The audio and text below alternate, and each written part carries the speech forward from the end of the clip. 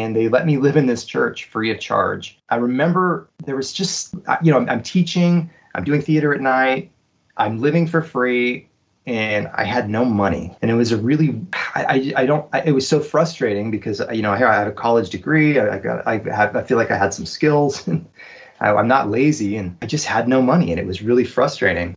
I did Arthas in World of Warcraft. I did Ryu from Ninja Gaiden. There were some iconic characters. We have such an incredible system here in the United States, and I think it's, especially in this day and age, it's just not touted enough how possible things are, really. I mean, I don't even think I'm that talented, to be honest with you, but I have persistence.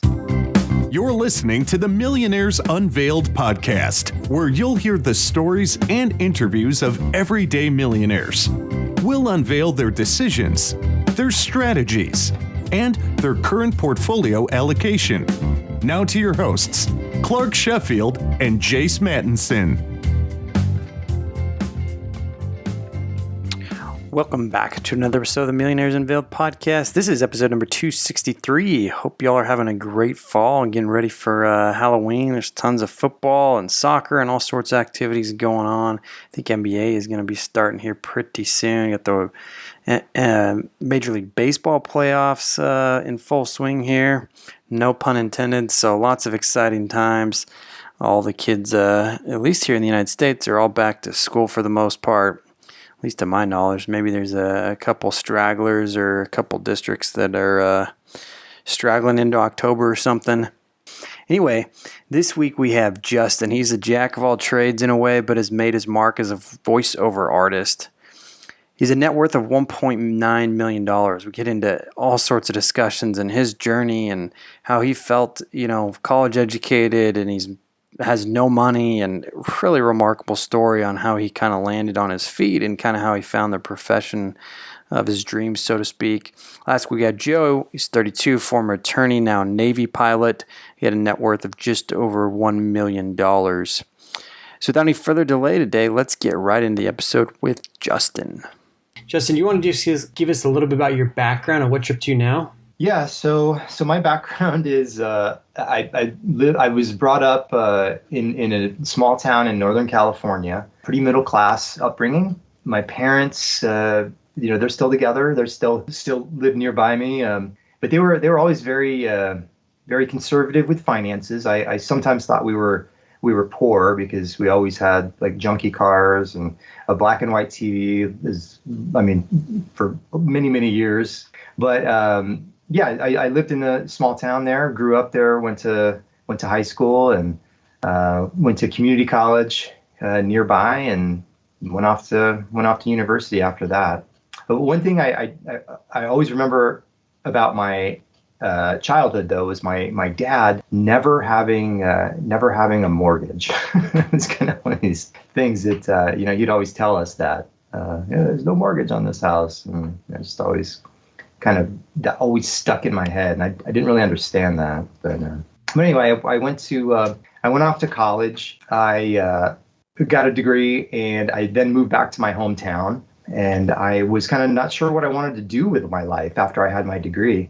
So I worked at I got a job at a school working under a therapist, and I was doing like some triaging for him, like kind of doing a little like intake paperwork. And that's where I decided, working in the school, I thought, I think I'll be a teacher because, I really, this is so stupid, but I thought teachers had summers off, and, that was it would be 9 to 3, and you'd have most of the day to, do what you wanted. And so yeah, I went into teaching with all the wrong intentions. I did that. So I had gone through college. I had no loans at all. I was able to pay for it, and also had some money from my grandparents. They were very generous. So I didn't have any loans. I took a $5,000 loan to get through the teaching credential program. So I did that, and I had done some student teaching at a school, and they were impressed with my demeanor and the way that I carried myself. And they gave me a job there for a teacher that was going on maternity leave. The job,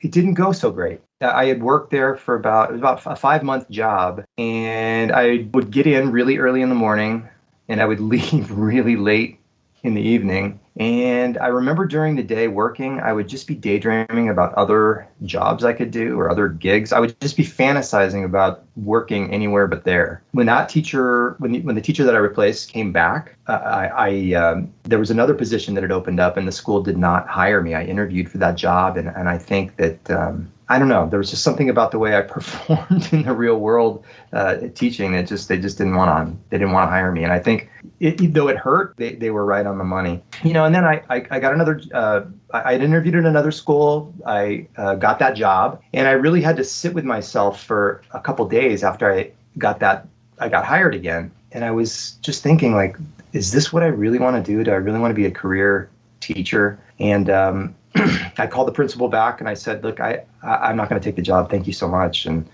I ended up moving to Sacramento, and I was substitute teaching, and I landed a part-time job doing adult education.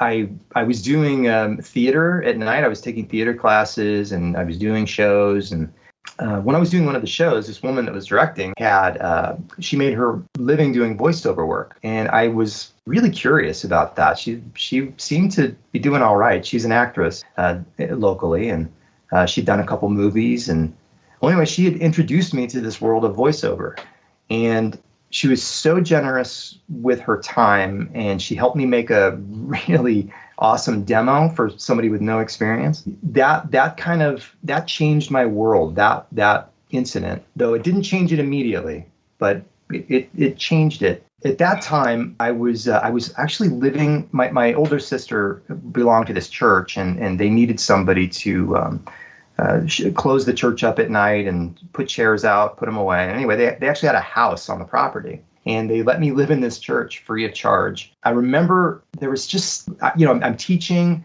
I'm doing theater at night, I'm living for free, and I had no money. And it was a really, it was so frustrating because, here I had a college degree, I feel like I had some skills, and I'm not lazy, and I just had no money, and it was really frustrating. And then I remember one day I was watching PBS, and Susie Orman was on, giving a talk. This is in the late 90s. And I didn't know who this woman was. And I watched it.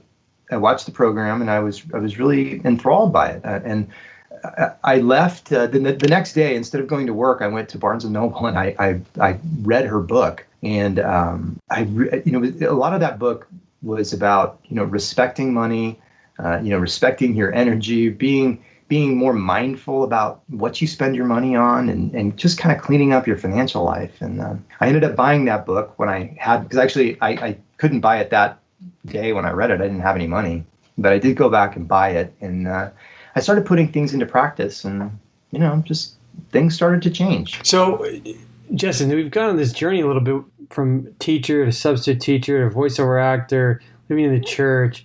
No money to pay for the book at Barnes & Noble. What's your net worth today? It's right around 1.9. Oh, man, what a journey.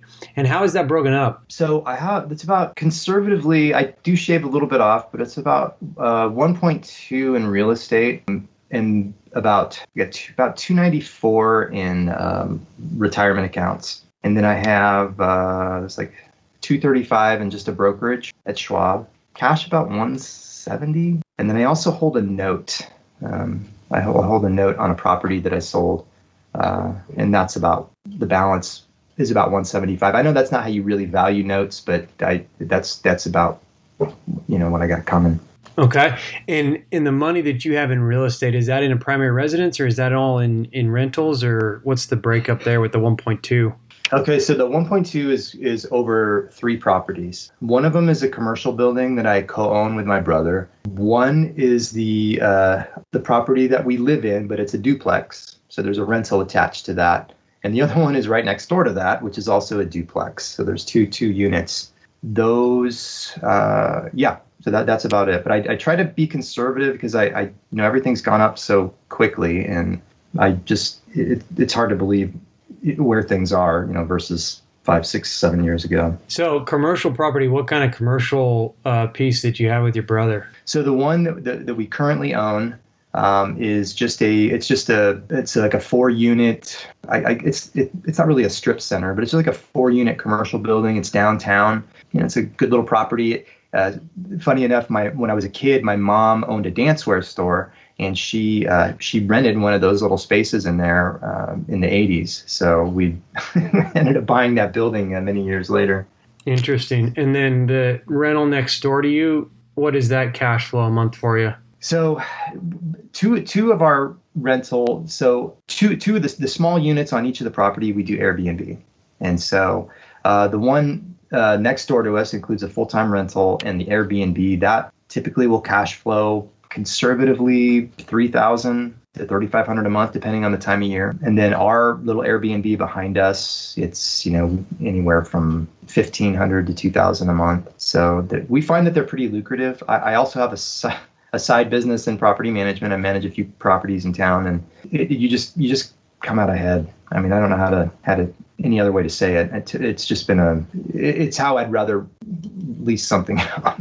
Yeah. It's better than full-time tenants. What's the all-in cash flow then from all the real estate? Let's see. So if we go, and again, because it will fluctuate depending on the time of year.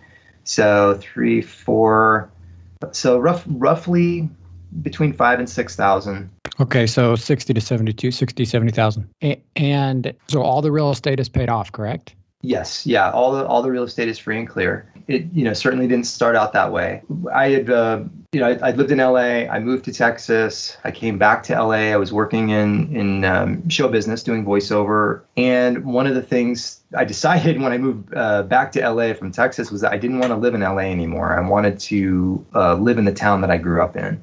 So I came up and I started looking around. This was in 2012. And I found a duplex that was just in horrible shape. It was $99,000 and was able to pay cash for that. I had some extra money to fix it up, and that's what we did. We spent 3 months gutting it and making it livable, and then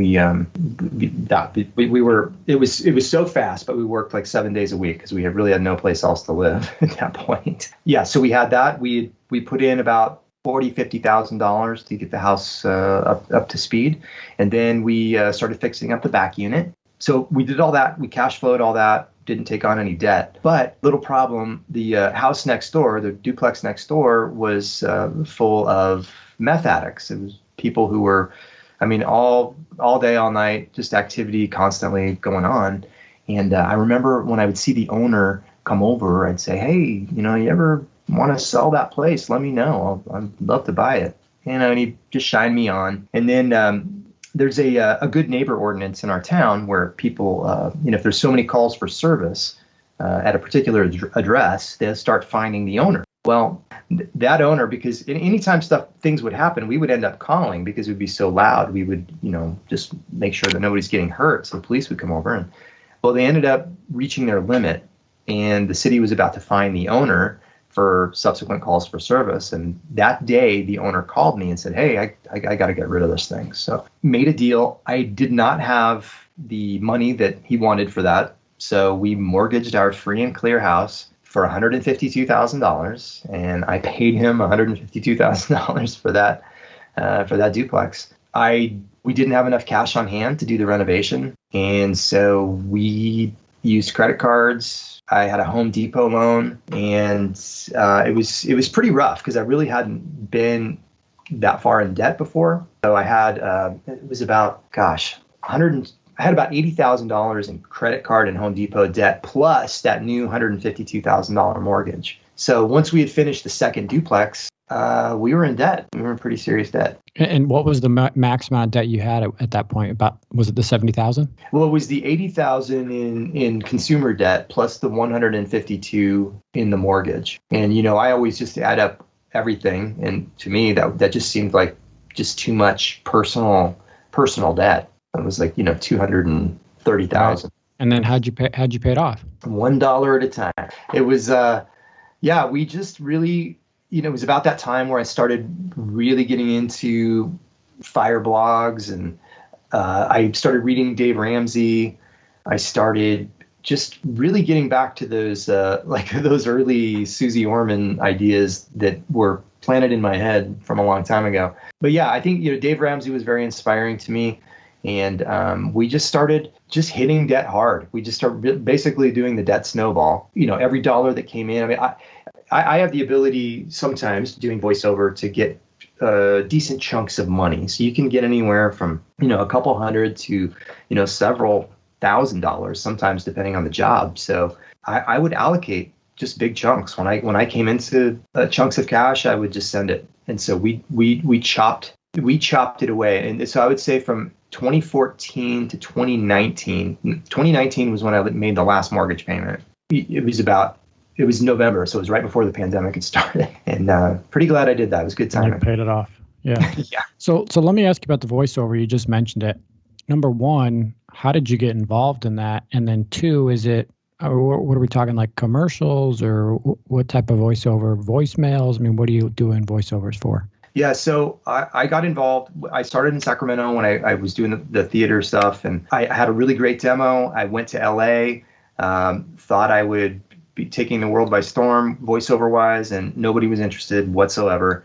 But I was very, very persistent. I've always been a very persistent person. I sent that demo out probably every day, and this is back when you were sending tapes. So I'd be sending tapes out to casting directors and, casting houses and studios. And then finally, and I did this with no luck for about 2 years, I finally got a bite from somebody looking for a voice for a Saturn commercial. So I went in, I actually booked that job, and then I had no idea. They started giving me more and more Saturn commercials, and pretty soon I was doing all the Saturn commercials, Saturn cars. They're not around anymore, but yeah, it was crazy because the way that works is, these were union spots. You get a lot of residuals, especially if you're doing the voice of a brand. And there was money in the mailbox almost every day for about a year. I was doing these for about a year, and that job there completely changed the trajectory of my life. I was able to quit my teaching job. Yeah, it was it was pretty crazy. So how much do you think, Justin, you've made from that? From voiceover? Yeah, any idea? Oh boy. I mean, easily over $1 million. Really? Or maybe it's easier to break it down annually. I mean, how much do you make a year from that?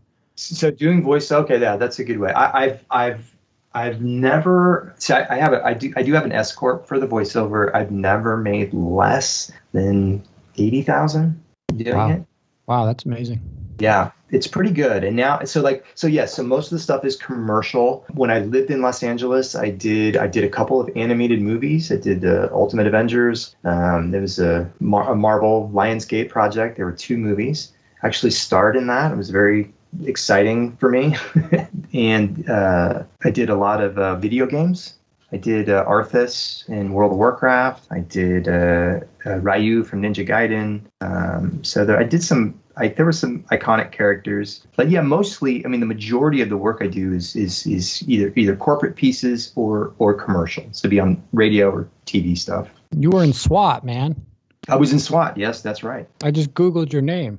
Yeah, SWAT. You got a whole like thing on IMDb here. Yeah. So just big picture here. Let me read the first sentence of what Justin wrote into us. So he says, I have never worked a 9 to 5. I have been a teacher, but I primarily made my income from being a voiceover actor and then started doing some real estate investing. I've built, operated, and sold a mobile home park, owned a donut shop. I'm a voiceover actor, Airbnb owner, rental property owner, and a teacher on movie sets. I've cobbled together a pretty unconventional life and have been lucky enough to have a prosperous life as a result. Yeah. I just find that amazing. Did you ever think growing up it was going to be this way? Did you want it to be that way? No. I mean, when I was going to college, I think I was pretty square because I remember I'd come home on the weekends and I'd jog in my parents' neighborhood, and I always imagined myself having a government job and driving like a Ford sedan. I don't know what the heck that was, but I really thought I would just be really simple and just like have just a really straightforward career. But I think working, being out, I've always had an imagination and I've always had a lot of interests. Man, working in a job, it was just really hard for me to focus. Not that I was a bad employee, but honestly, my mind was just elsewhere a lot. I would think about side gigs, or I'd be thinking about real estate or thinking about anything. I mean, the donut shop. I mean, that was something my brother and I. we had we'd created this little mobile home park in outside of Houston, and we had it at a point where it was kind of running itself, and we were kind of just sitting around one day saying, we love donuts. We should open a donut shop. So we ended up doing that. It was that wasn't a great experience because I felt like it was a job because you have to get up so early and you go to bed early, and it quickly felt like a prison. It was too confining for me. So we did, in a matter of 6 months, sell that. We sold that business. Justin, is your brother wired the same way you are?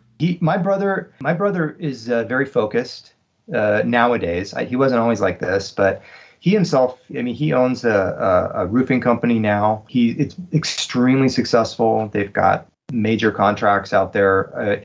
He's created this incredible business, but it demands a lot of his time. And that's not how I'm wired, I guess. I'm not like that. I'm not somebody who would work 80 hours a week on something.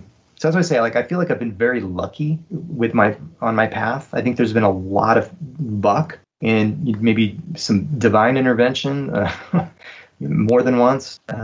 So yeah, I don't know. I do feel like I've been very blessed in so many ways because I don't consider myself to be super smart. I'm pretty average. Yeah, I don't know. I feel very lucky. What was lucky about your journey? Or what would you refer to as being this luck? Well, I think I always met people that were willing to help me along the way. And, you can, people will say, oh, I achieved this, I achieved that. Well, chances are you had some help along the way. Even my first teaching job, people liked me when I was there. They gave me the shot. I didn't perform that well. And, they didn't hire me back. But that was somewhat serendipitous. They allowed me they pretty much just gave me the job. And let's see, voiceover. I had the actress in Sacramento generously give her time to help me get started. When I was in LA, I had done those Saturn commercials, but I didn't have an agent. And I remember I was recutting a demo at a studio, and this gentleman said, "Hey, I think you're pretty good." He said, "I want to take your demo to my agent and see what he says." That's how I got my first agent. Even building the mobile home park. We had people in the city of Houston, just clerks who just kind of guided us and helped us in little things. So maybe it doesn't sound like much, but yeah, I just feel like we've always had good people and a lot of kind people around us, and yeah. So I always pay it forward. I have people always ask about voiceover or ask about what we do, or like our Airbnbs. I can't tell you how many people I've consulted with locally. I should charge, but I don't. But just people, asking how to set up a awesome Airbnb, how to be a super host, how to get into voiceover. I've had countless conversations with people. I never hold back. I'm always generous with the info. What did you do for health insurance while you were kind of on this journey where you weren't working in a traditional job? Well, in the late 90s, of course, I didn't have any health insurance. And around 2000, when I got for a couple of years, I had health insurance through the school that I was working for. I worked for a home school, so I didn't have to be in the classroom. I could just kind of coordinate homeschool groups. I had insurance for a while there. But I landed insurance through the Screen Actors Guild for many years. I'm losing benefits this month, so I'll go back onto the exchange. But yeah, the years I didn't make my benefits through the Screen Actors Guild, we would just purchase them. Okay. Yeah. So, Justin, you've gone on this unconventional path, and now you're at 1.9 million. Back up several years, you couldn't even buy the Susie Orman book. Where do you go from here at this point? I want to maintain, and of course, I'd like to grow it a little more. I'd like to be. I would be super happy. I think right around 2.2. I think that's a good spot to be. One of our goals was, after we got the other duplex paid off, we wanted to buy another rental. We wanted to keep that train moving, but because we're debt averse and the prices went way up, we've just been in a holding pattern, and we're just going to save cash for now. I'm not a savvy investor. I do I do invest in individual stocks and mutual funds. I'm not a index fund person, but yeah, I think I want to grow my dividend income and eventually, yeah, buy one more rental at least. But I feel like I'm not as ambitious in my thoughts as I was maybe 5-6 years ago. Interesting. Why 2.2? Why is that the number? Well, I just figure maybe the value of another small rental. Let's say if prices come down, which I would love for them to do.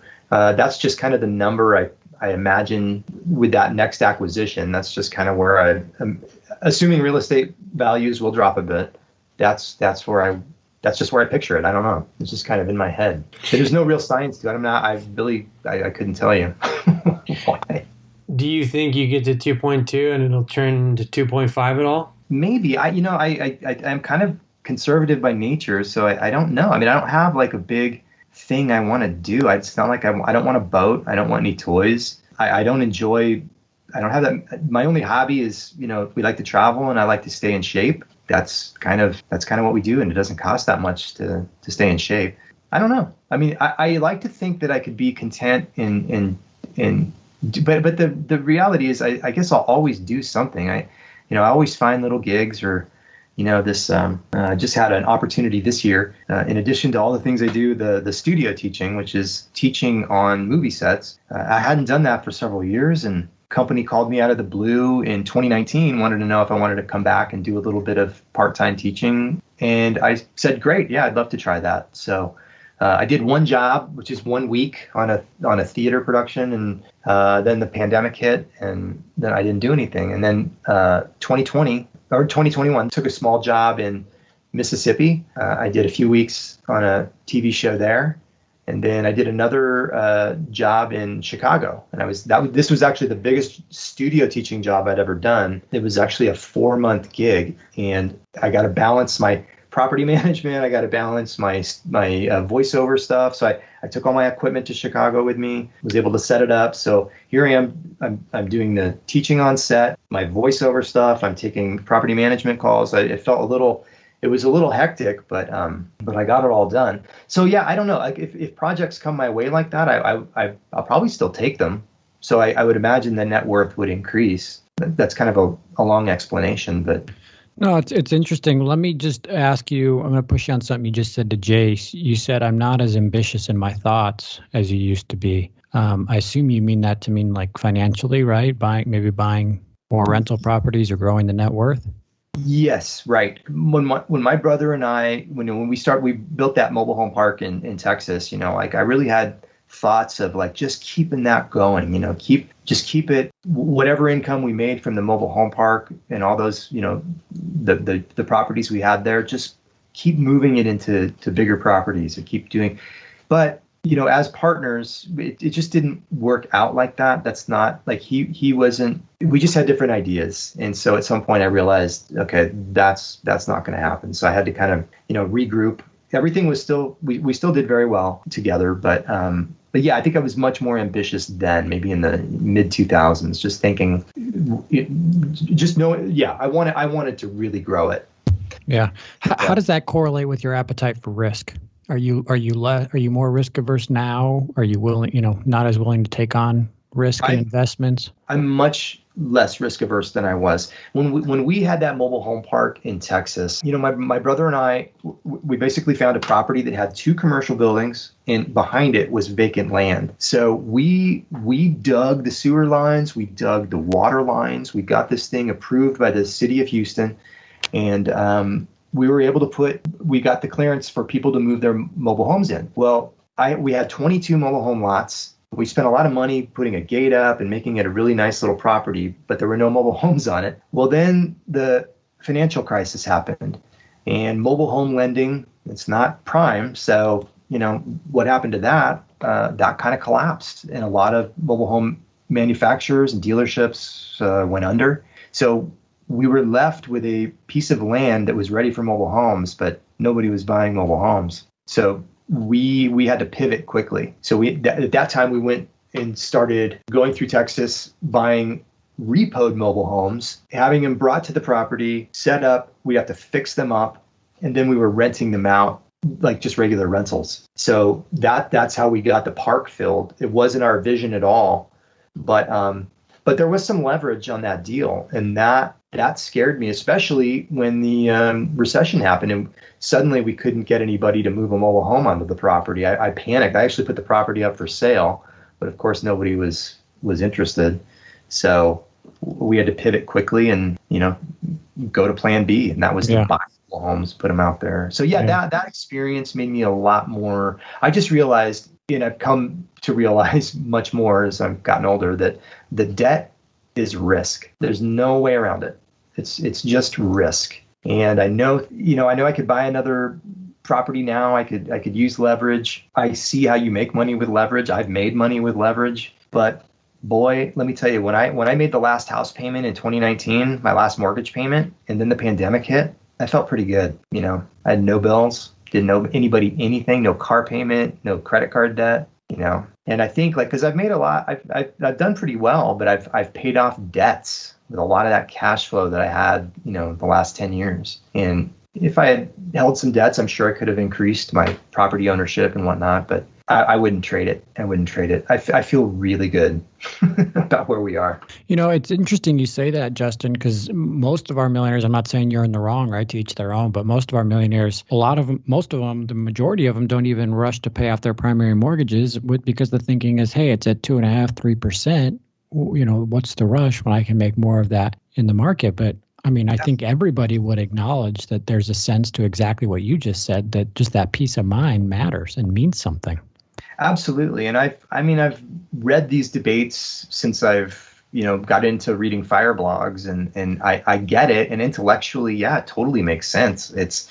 But as Dave Ramsey says, a lot of people say it feels different. And I didn't get that until I think that the pandemic really brought that home, because while we were okay financially, things slowed down, and voiceover slowed down, everything slowed down, and there was a lot of uncertainty, but we knew we were going to be just fine, So to me, had I been leveraged and had things gone a different way, what if the government hadn't moved in? Really, there should have been a recession. There should have been some big repercussions, but of course the government backstopped everything. So we all got lucky for the time being. Yeah. Did you worry about money along the way? Do you still worry about it?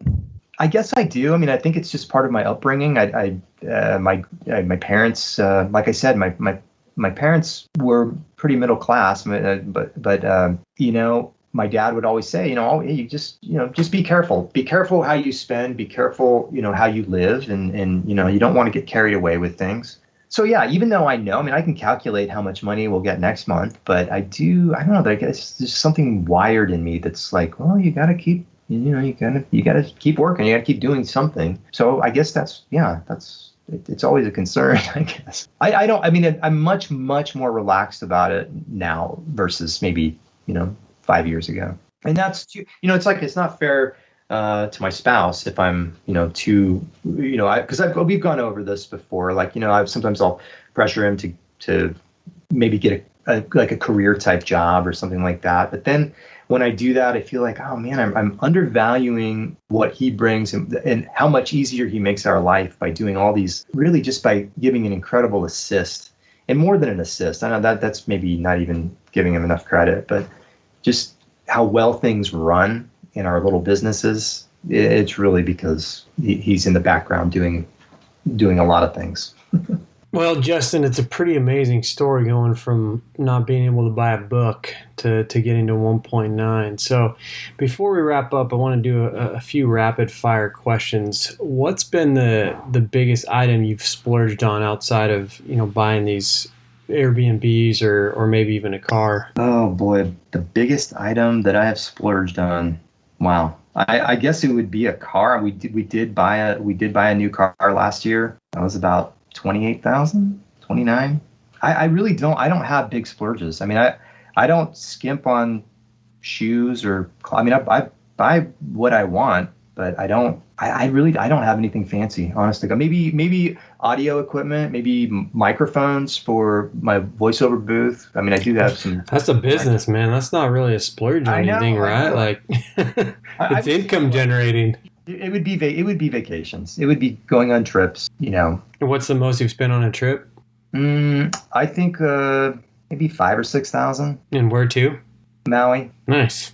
We go to Maui every year. That's kind of like our standing deal. Okay. So that's Did you fly non-negotiable. first class? Not very often, but on occasion. What we'll do, we use that. If we fly Hawaiian Airlines, you can bid for a first class ticket, and I always do the minimum bid. And every time I've done it, I've always gotten it. So, That's good to know. A little tidbit. What's the minimum bid? How much is the minimum, Justin? I'm just curious. it's $250. So you bid wow. $250 above your whatever you paid. And I usually will buy a pretty cheap ticket, but yeah. So if you add $250 per person and you get it, you get your first class. That's one way first class or round trip? That would be one way. So that'd be each way. Yeah. So you're $700 or $800 in each ticket for first class? It's not bad. I mean, it's not bad at all. No, I mean, because if you try to buy it, like I've always priced first class tickets. I mean, especially since having that first experience in first class going to Hawaii, I always look at it and I'm like, no, not going to do that. I'll bid on it. so it's worth it, but only at a certain value in your mind then. Exactly. Because I mean, it's 5 hours. I got an iPad. I watch movies. I can read. It's not that bad. Okay. Is there anything out there that you do want to splurge on maybe when you get to that 2.2, 2.3 mark? Definitely want to do some river cruises in Europe. That's something I do want to do. And I know those are not cheap. So that's something, yeah, I definitely want to do that. And then also, I mean, we do give money away too. I mean, I don't want to, but we didn't touch on that. I mean, we do some giving, and we're also involved in the community, as well. So it's not like we're just libertines. Hey, let me throw in here. Sorry to interrupt, Jace. I saw in your net worth that you have education saving accounts for your nephews and nieces, and I just thought that was really cool. Yes, it's funny. My nephew just had a birthday last weekend, and I remember talking to somebody I said I've never purchased presents for my nephews, but I've only put money in their accounts. So they know about it? Yeah, they do. Every birthday and every Christmas, I give them a little printout of what they've got in these accounts. So yeah, they can see it, and they're used to it. They know. I'm like, hey, I put money in your guy. I know, Uncle Justin. We know. Thank you. Because it's just like I don't know. You give them a toy or you do something like buy something material, and it's at a yard sale or it gets thrown out in a couple of years. It just seems very wasteful. So Justin, just to wrap up here, if somebody's just starting out, what piece of advice would you give them to get on this journey of financial independence, financial freedom? I think the advice would be that if you really, really wanted to do something, you just have to do it. You have to begin. You have to take action. A little conservatism financially is beneficial, especially when you're starting out. Be persistent. Just be persistent. I believe in what's possible in this country, and I believe that this is available to everyone. We have such an incredible system here in the United States, and I think it's, especially in this day and age, it's just not touted enough how possible things are. Really. I mean, I don't even think I'm that talented, to be honest with you, but I have persistence, and I try to move with grace and humility and just keep moving. Well, it's pretty remarkable, Justin. Net worth of $1.9 million. Thanks for coming on the show today. My pleasure. Thank you, guys. And I keep up the good work. I love this show, and I think it's so valuable. I'm so happy that it's out there in the ether and in the airwaves. So thank you. No, thank you. We appreciate it. Thanks for listening to the Millionaires Unveiled podcast with Clark Sheffield and Jace Mattinson. For more stories, investment opportunities, and information, check out our website at millionairesunveiled.com. See you next time when you'll hear from another everyday millionaire.